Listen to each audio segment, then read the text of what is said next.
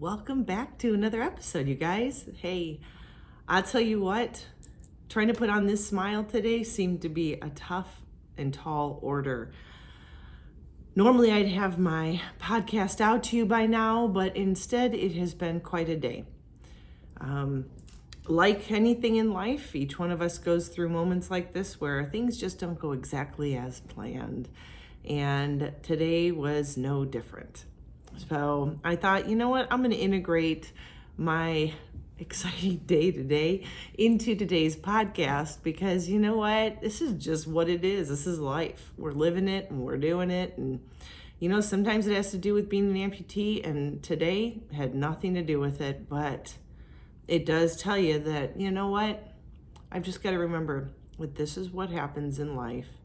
And there's ups and there's downs, there's good days, there's bad days. And this is, I wouldn't say a bad day, but just a challenging day emotionally for me to just keep my stuff together and be a kind human being to people. And today was about my Jeep, taking my Jeep in to get something fixed on it. And it just didn't go the way I had planned it to be. I am still Jeepless. I had one of my sons take me over to drop it off today, only to find out that after we got back, there was an oil leak from last week's change that they did, and didn't know it until I went to go pick up the fix that I needed for my Jeep tonight or this afternoon, and my same son took me back over there, only to come to find out that I told him about the oil leak, which I think he was actually a little bit upset with me for bringing it up at the last minute, but I'm thinking, dude, I couldn't have done anything else. And then to come to find out that while they were fixing it, they realized that they put my son, who has a 2009 Jeep, they put the part he needed on my car. So my car went in for the fix that my son should have been in there for. And instead of putting it on the correct Jeep, they put it on the wrong Jeep, and the oil leak they fixed last week actually became worse. Actually, didn't even have an oil leak. They did an oil change and said that my pan needed to be changed out the pan, only to come to find out that now I have an oil leak. So I can smile about it right now, but I have to tell you, I wasn't even sure if I would do my podcast today because I was so upset by all this. Because it's not like, you know, now that we've got this new location that we're in, we aren't very close to where I went to. So the drive to be done 3 different times today was completely obnoxious. And I try to keep my stuff together. I try to remember that everybody's human. We all make mistakes, and this is just life.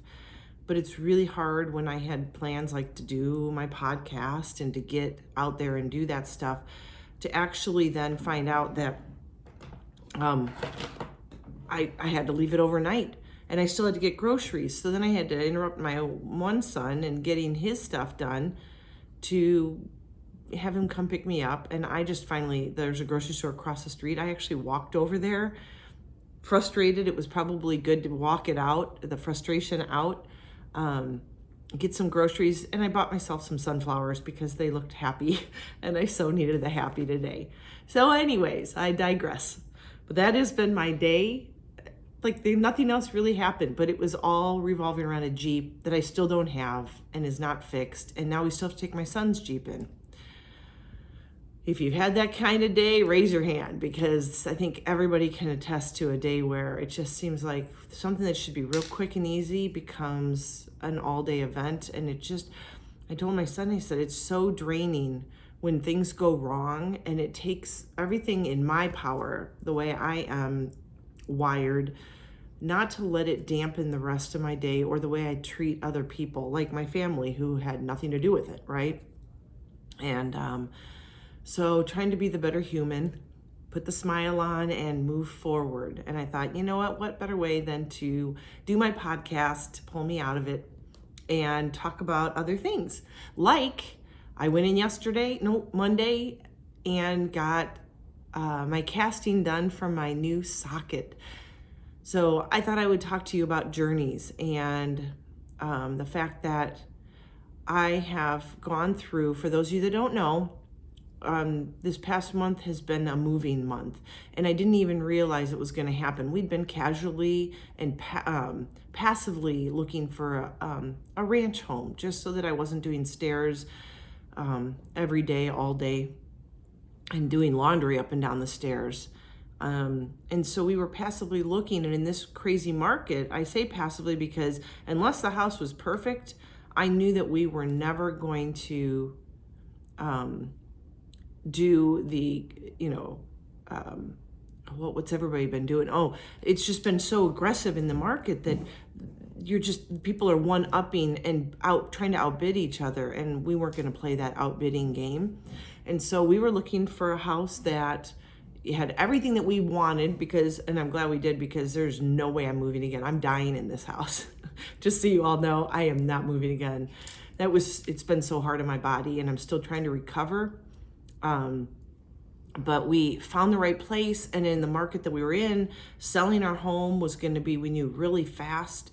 But 12 years of stuff in our home, I just, I purged. I literally had 5 days to purge. 2.5 days before our Chicago trip, 2.5 days after our Chicago trip, boom, our house was having an open house. We went up to our cabin to get away so they could do the open house, and it sold that weekend. And the next thing I know, we've got movers in our house the next week, taking and packing everything up. It's been absolutely a crazy, crazy whirlwind. And I am so, so grateful. The house that we have now, I love with all my heart. I love being out more in the desert instead of in a community where everybody's really tight. We have a lot of space, our backyard, we get to see the mountains, and we get to see the storms during monsoon season rolling in. And we've had a couple doozies this last week. It's been incredible to watch these storms and the 50 to 70 mile an hour gusting winds. I swear we had microbursts. And so anyways, through all that, I'm usually very astute. I'm out walking, hiking, doing my thing, trying to better myself, get my exercise in. My exercise has literally been bending over boxes, picking stuff up. My back has been aching lately. My good hip on my good leg, I swear, has arthritis now attacking it, because it just aches at night. And so, you get done doing all those types of things, just living life and getting back to some normalcy in your home. And I haven't had any energy to work out. I went and worked out one day this past week with my son, did some lifting, felt great, but I'll tell you what, I almost didn't make it out to the parking lot afterwards because I just totally burned myself out. My legs were jello.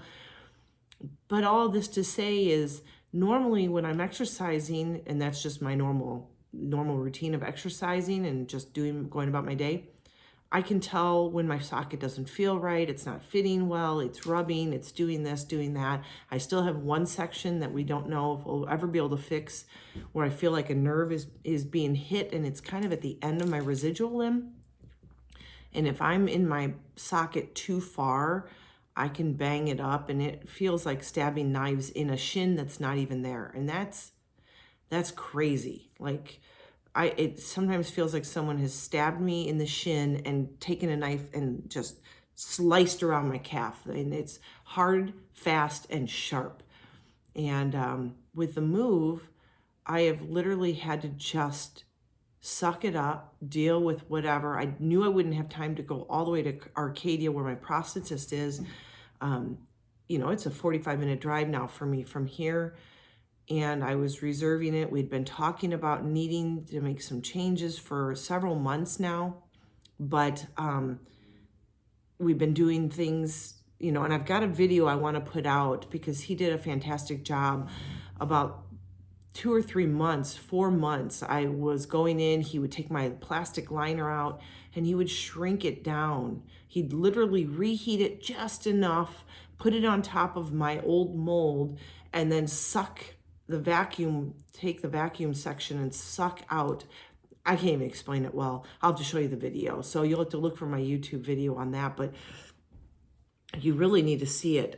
He did that 3 times. The only problem is that every time he did it, obviously the liner fit my leg tighter, but the hard outer socket in this heat and how much I end up stressing on my leg and I'm in it all day, it would just eventually re-expand to fill the hard plastic or the hard outer shell. And so we would do that, and we did that 3 times just to get enough documentation, if you can believe it, to show an insurance company that it doesn't fit me anymore, that I need a new one, to validate that I need a new one. Not that it doesn't fit well and I need a new one. We have to try all sorts of other things. Basically, it comes down to how much time are you willing to put into going back and forth to your prosthetist so he can make fixes and changes and get things handled. So all that, finally on Monday, he had me come in and he casted me. And so with the casting and having seen my doctor last week to get documentation that he says, yes, it's time for a new one, all the red tape dealt with for my insurance company. Tomorrow I go in, I get my test socket. And normally you don't get to go home with your test socket, but my prosthetist is going to wrap it up really well so that it is solid, because you can totally break a test socket. And I'll tell you what, at one of my son's baseball games this past year, the high school we were playing, their first base coach was a below knee amputee. And he decided to try to jog over to first base. I don't know why, but he did. And his test socket snapped, like literally shattered the front and back where his residual limb went into. The plastic just snapped and he just wiped out. And it felt so bad. And of course, when you have your socket on, you don't carry an extra pair of crutches just in case. But that is the reason why more damage can be done than good if you are hard on your test socket. So most prosthetists don't let you take that home with you. They just want you to tool around with it in their room. The problem with that is you really can't get a good feel on what's going to fit right or not right. So my prosthetist is letting me take it home tomorrow.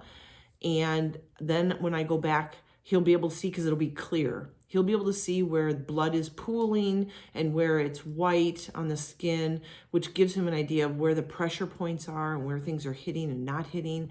And then I'll also be able to feel how it's rubbing in certain areas so that he can make the necessary adjustments before it becomes a permanent socket like the one I'm wearing right now. So I'm really excited about that, but it is a journey like anything else. Like today was a journey with my car. You know, getting your socket fitted. I'm excited, but I'm nervous because with every socket, you know, I got used to the pains and aches of this one.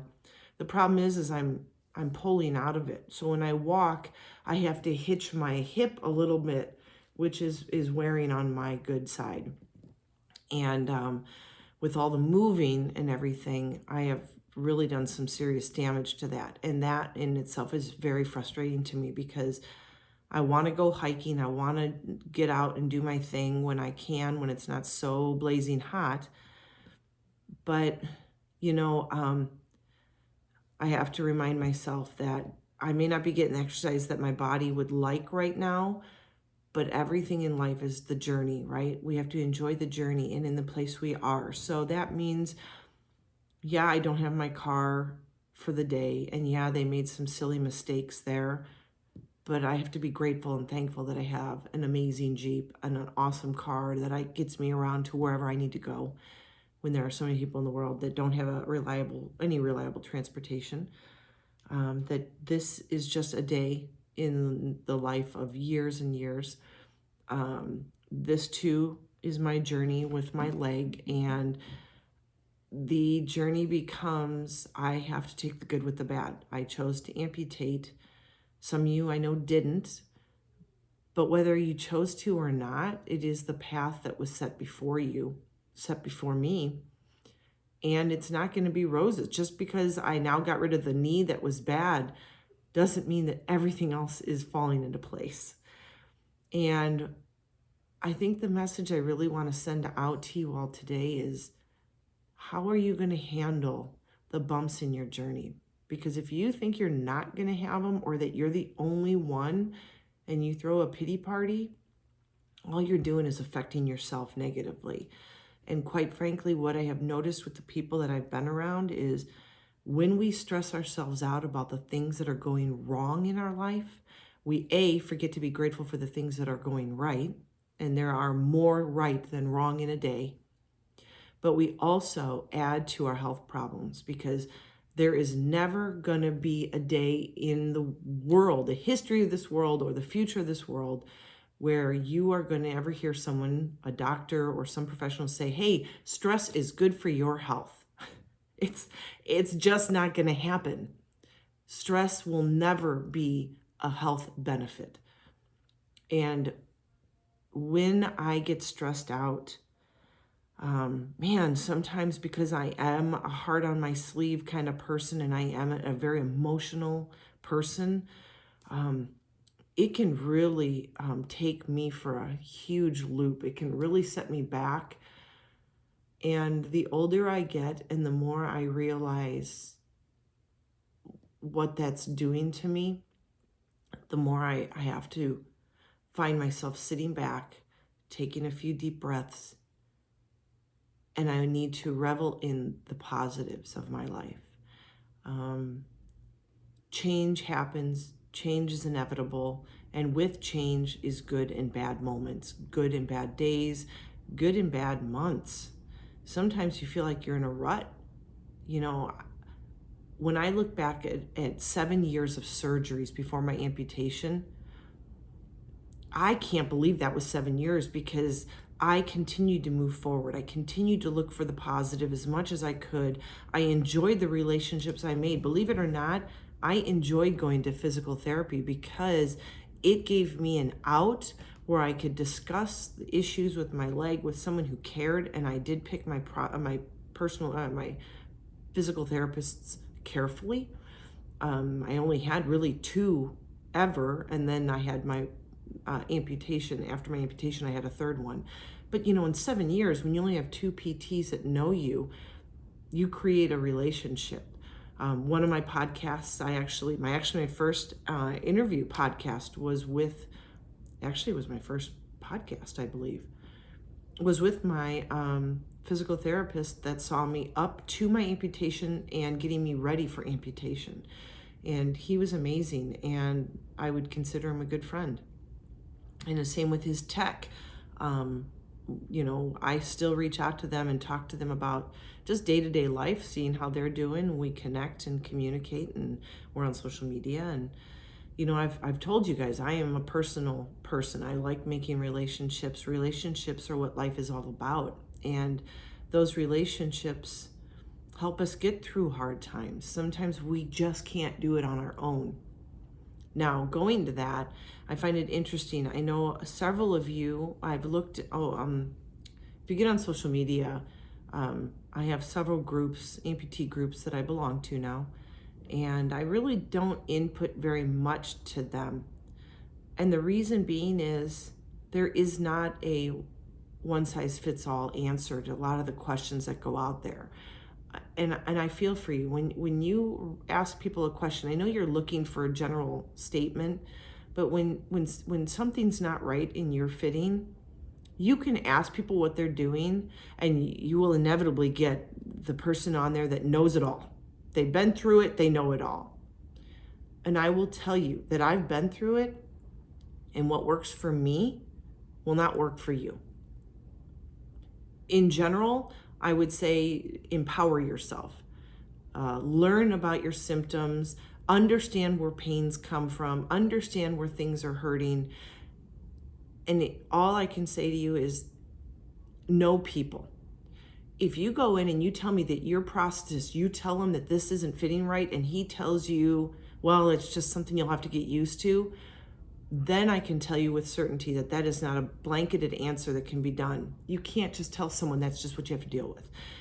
My prosthetist, when I say this just doesn't feel right, I can see his brain activating, and he will sit back and think and talk with me and just kind of, he'll start just talking about what's going on in his head and what he's thinking might be the problem or what could be the solution. And he always tells me in the end, don't worry, we're going to figure this out. That right there tells me he's never leaving me alone, that he isn't going to settle until I can function. because he knows it's possible. Will it be perfect? No, because it's not my leg. And I need to let go of the fact that it will never feel like if I had my leg back working full functioning. It won't. It just won't. And once you grasp that, then you can move on and say, okay, what can I live with? And what shouldn't I have to live with? If I'm rubbing myself raw, and I will tell you, there are two sides to that coin. For the couple weeks where I was hurting and in my leg, but ignoring it because I was unpacking and moving, that is me dealing with pain. And I have a high threshold of pain. Like I noticed that through 7 years of surgeries. The stuff I dealt with, I don't think the normal person deals with on a day-to-day basis and can handle it. But it's because I realized that this is where I'm at and this is what I have to deal with if I'm going to live any sort of life right now. Okay? Now, I can tell you that there was a time when my legs started shifting with all the up and down and moving back and forth and picking up boxes and bending over, picking up stuff out of boxes, unwrapping and putting away and going around this house. That being on a ranch now, everything is low in one level, but it's much longer going from one side of the house to the other side. Like my room that I'm in right now is on the complete opposite side of the house from my bedroom. So I have to go around, and I swear to you, it feels like I'm walking a half a mile just to get to the other side of the house. Well, if you do that, I think I made 17,000 steps on average this last week with moving. I rubbed my leg raw, really high up in the groin area, to the point that if you can envision taking a shower in the heat, the hot water, it just burning, and seeing that rawness where the skin has peeled back. You know, I rub some Aquifer on it at night and go to bed, get up in the next morning. It was still there. It didn't heal overnight. Put it back on and do the same thing and just rub it even further raw. That's the stuff I was dealing with. And so when I go in and I tell my prosthetist that this is what's happening, then he realizes that. But here's the kicker. That was a couple weeks ago. And some people stop using their legs when that happens. And you have to know your own body. I'm not going to tell you need to push through it, but you know, I was raised with 3 big brothers, and my one prosthetist who's an amputee would tell me, hey, sometimes you just got to buck up and do it.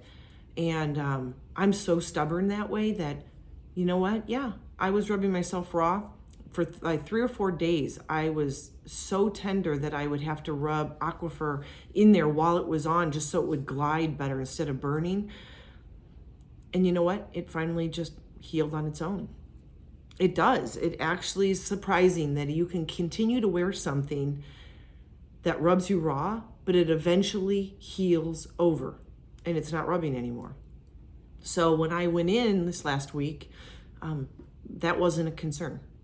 I got through that part. And so that's the stuff that happens. Now, I do worry about getting a new socket because, quite frankly, I've gotten used to this one. Now, it doesn't fit well, and when it fits well, I don't feel like I have to hike up my hip. But in that same breath, I say I put on a new socket that fits better, but I will get different pains that I'm going to have to struggle through again until my body gets used to the new socket. And that's just the game that we play as amputees. It doesn't matter if you are above knee or below knee, you're having to walk all the time and push on it and push on it and push on it. That every time you get a new socket, it is starting over. That's like my one podcast I called Starting Over. It's like a never-ending starting over game. Every time a new socket, or even when the weather changes, when it gets really hot here and you start working out. Like the other day I went for the first time and my socket almost fell off while I was working out because I got so sweaty in it. And so totally gross that is, it's the reality that we have to deal with. So, you know, it's kind of funny that I go and I do this Jeep thing today and I'm beyond frustrated. And I tell you that this stems from several things. When you move, you forget that once the boxes are in, you're not one and done. because now I'm like trying to find an irrigation guy, an electrician, a plumber. I have Cox coming over to get internet set up. I'm getting TV set up. So people are coming in and out of my house. Well, the other thing that's going wrong is one of the boxes for our cable isn't working. And you'd think, okay, the first guy tried to come in and fix it. I'm not kidding when I tell you that we got all the boxes working except for one. And I've had 4 different visits from the Cox company to come fix this one TV box so that this one TV will work. 4 different people, and no one can get it done. And that was yesterday. So then to go and take my Jeep in to find out it was the wrong Jeep that got fixed, and now I've got another problem with my Jeep that they were supposedly working on, is beyond me. And then tomorrow the Cox guy comes back again to work on the cable and hopefully getting it done. And again, I tell myself, at least we have TV. How fortunate we are to have TVs, let alone TVs that work. And so this one doesn't work. It's just the fact that I have to let someone in. I have to be here. I have to be present. I have to make sure they're doing things that they have right, get them a ladder, yada, yada, yada.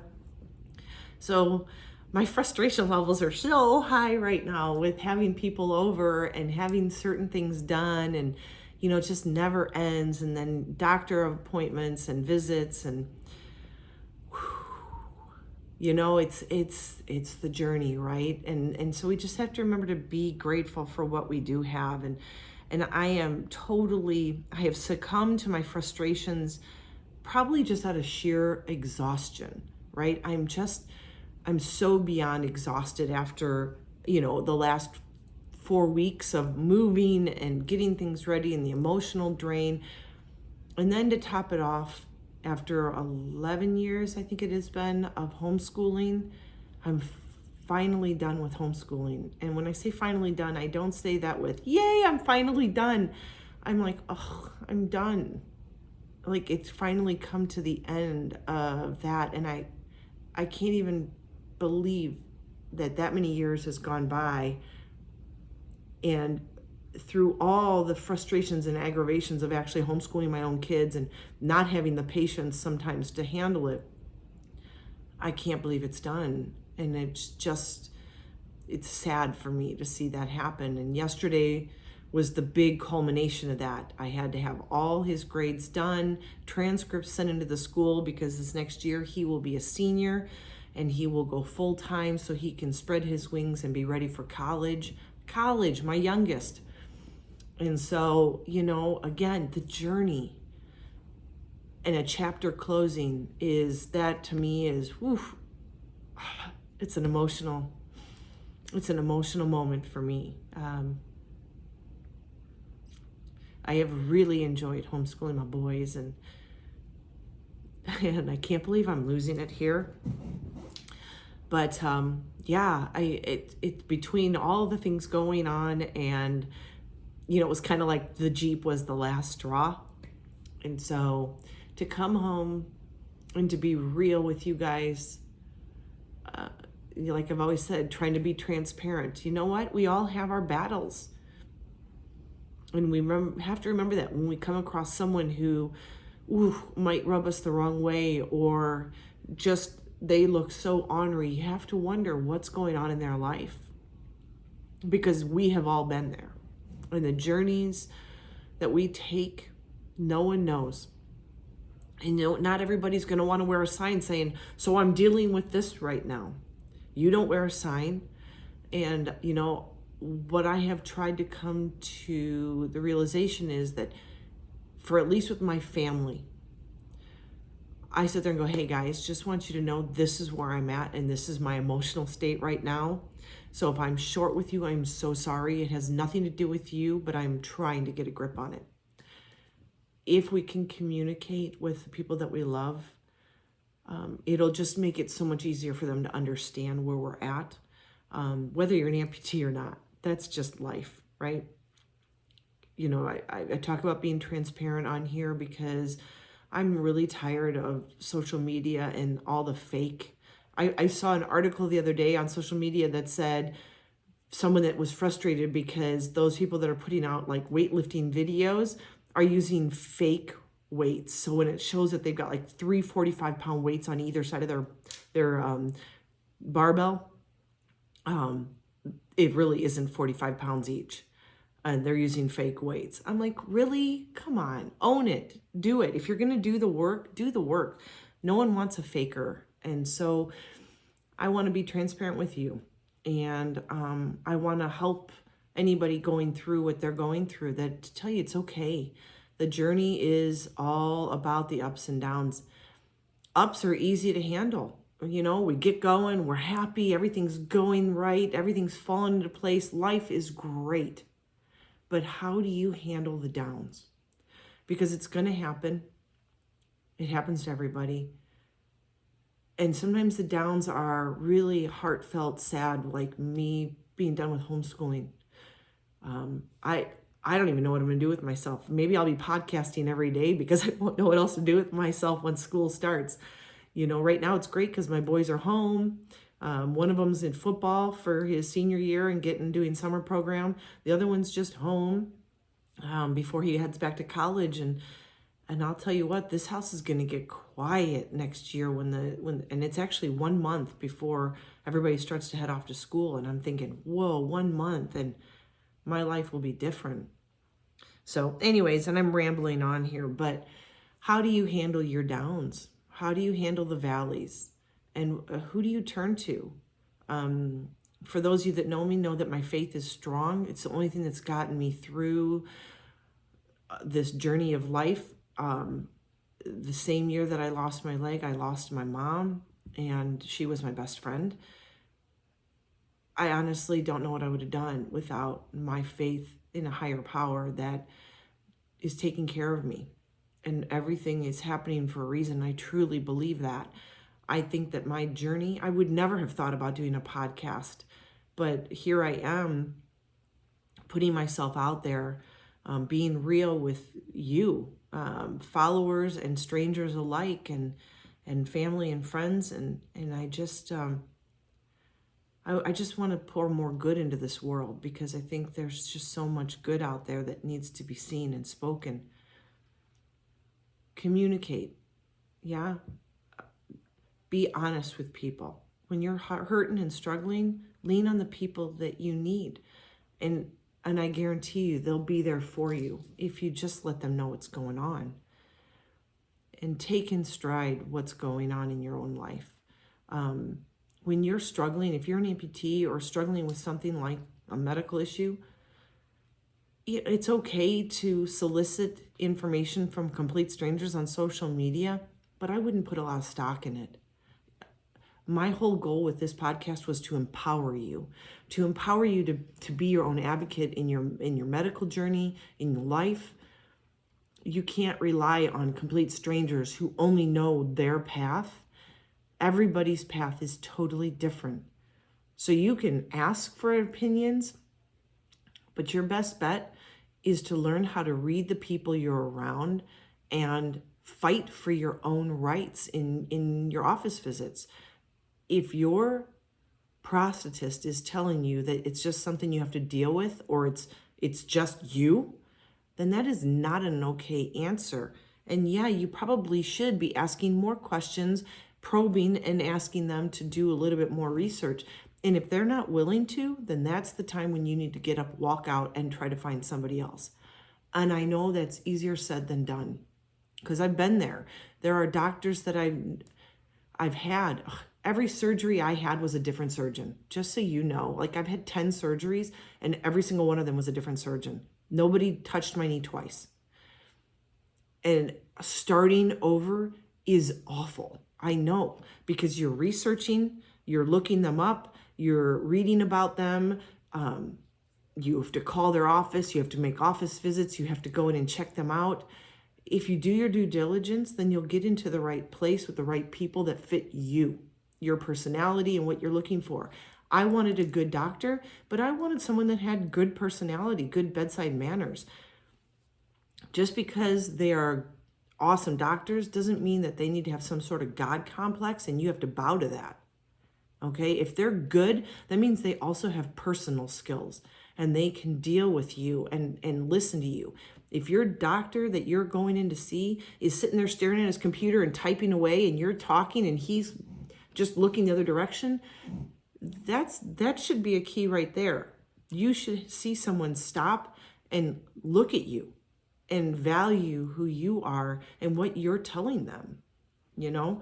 So, I just, don't be afraid to just do your own work on that and follow your gut.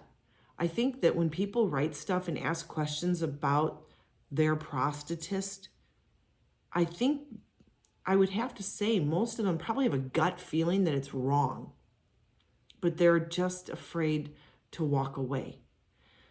But if they're really good and you don't fit with them, they're going to tell you maybe you should see somebody else. They should want the best for you. If they can't help you, they should direct you to finding somebody else to help you. But as an amputee, we don't have many options of getting it right or wrong. If it's not fitting right, that's your life. Like for me, if my leg's not fitting right, it changes my emotional state. It it shows I get really angry and frustrated to the point of, if it goes on for too long, I can get really depressed, cry at the drop of a hat, snap at my kids really fast. That's not right, and it's not good for anybody, for me or for my relationship with my family. And so I don't wait till I'm in such a deep hole emotionally that I can't get out of it. I'm always talking to my prosthetist and saying, hey, I think we need to see each other because I'm not feeling it. It's starting to bug me. I can't do anything. And I'm the kind of person who likes to be active. So if I can't get out and go for a walk without pain, not only am I in pain, I'm also then sitting around on a couch. Well, that right there will do me in completely. So I just, listen to your own gut. You should know when your journey is taking a turn for the worse, you probably know that the fit isn't right with your physician or whoever you're seeing. Please take some action for yourself. Don't be afraid to do that. You owe that to yourself. This is your life, not their life. They see hundreds of people a week, thousands of people a year. You don't want to be just a number. And it should never be that way. You should always find someone that makes you feel like you matter to them. But remember that it's just their job as well. So when they go home, they turn it off and they have their own life, their own family. So if they're not sitting home thinking of you, wondering if you're doing okay. And if you're upset and you're frustrated and things aren't working well for you, then you have to make it known to them. Because they move on to the next patient. They move on to the next problem in their day-to-day schedule. So you have to fight for yourself. You have to be the one that says, hey, I need more help on this. This isn't right. This doesn't feel good. This is hurting, whatever it is that you're going through. All right, well, enough of that. Sorry about that. I got on a total tangent. I always like to end with a call to action. And I thought, geez, what do I really, I thought, what do I need right now? What do I need to do to change the way I'm feeling inside after the frustration of everything happening and not working the way I needed to, and the fact that I'm in the midst of another change in my socket, and that's going to bring ups and downs with pain again this week, and I have to brace myself for that. So what do I need to do? And I started thinking, you know what? I need to be grateful. And that's where I'm at. So what I'm going to do tonight is I'm going to get into my journal, and I am going to write at least 5 things that I am so grateful for. Things that will make me smile, things that will put my heart in a different place. Because right now my heart is kind of weighed down by no more homeschooling and my Jeep still being missing and this not working and this person has to come again. And I could get bogged down in the negatives that are happening, and I don't want to. So a call to action for you and me tonight for this week. And you know what? I'm going to do it every day. I'm going to do it every day until I see you next week. And that is write down at least 5 things every night that I am grateful for in my life. 5 things that went well, 5 things that made me smile, 5 things that made me laugh, 5 things that made me cry, tears of joy, 5 things that I'm grateful for. And I'm going to do that every night. So I call to action to you today is to write down what you're grateful for. You're not going to be able to change the valleys that happen, but you can change the way you see your life. And if we can just do that, not only we're going to reap the benefits health-wise, we're also going to spread that joy, because how could you not feel joyful once you sit down and realize what's good in life? It's very easy to get bogged down in all the negatives, everything that's going wrong, because we like things status quo, right? We like everything's going well, everything's going well. Oh no, things went wrong. But people forget that when things are going well, that means things are good, healthy, happy. You have family around you, you got friends, people are doing well, you're in a good place. And that to people is the norm. And then something gets thrown into your life, a curveball, and everything goes topsy-turvy.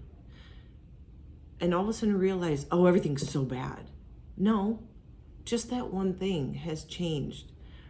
But that doesn't mean that your life has gone bad. I am grateful for the opportunity to come to you in a podcast. It makes me happy. I hope that it affects one of you positively. That's all that I ask for, is one positive coming from this, is someone changing their life for the better because they feel empowered after listening. I'm grateful because I made it through almost unscathed a move. I will never do it again. I swear to you, I will never do this again. I'm grateful for this beautiful room because I can now shut the door and I can have my own quiet place to do a podcast. And I am so excited about that. I'm grateful for 3 healthy, handsome men in my life, my husband and my 2 boys. I'm grateful for my family back in Illinois. There's just so many good things in my life. And I know that you do too. Even if it feels like everything is going wrong, put some things down, put some positives down, write them down. If you've done the vision board that I've told you that you should do, I have to get mine up. Mine's over here in the corner. Nothing's been hung on our walls yet. That's the only thing that's still left to do with the unpacking. But my vision board, I actually will now be able to hang it on my wall, and I can't wait. If you haven't done a vision board, do one. Look back in one of my old podcasts, and if you go onto my website, www.beawarrior360.com, you'll see pictures of my actual vision board that I have. It was something I did right before my amputation to give me goals to set for myself on what I wanted to be doing with my life once the amputation happened. And it just kept a positive vibe going. Write down 5 things that you're grateful for and stick it on a board.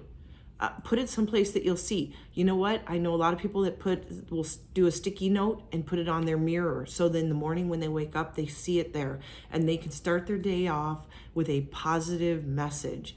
These are the things I'm thankful for. I'm healthy, I'm happy, I'm alive, I have family, I have friends, I have a beautiful home, I have, whatever it is that you're grateful for. And put it someplace that you get to see every single day. And do that. Try to do 5 different ones a day. If you can't come up with 5 a day, then put down the same 5 every day. If you're still grateful for that and you still have your health, or you still have that family member with you, or you had a great phone call, like I'm going to call my dad here in a minute. When I have a great phone call with my dad, it makes me feel so good to hear his voice, being so far away from him. And so my call to action, do it. Write down 5 things, at least 5 things that you're grateful for today, and do it every single day for the next 7 days until we meet again. I'm pulling for you. I'm here for you. I hope that your journey is going well. Remember, as always, be healthy, be happy, be you.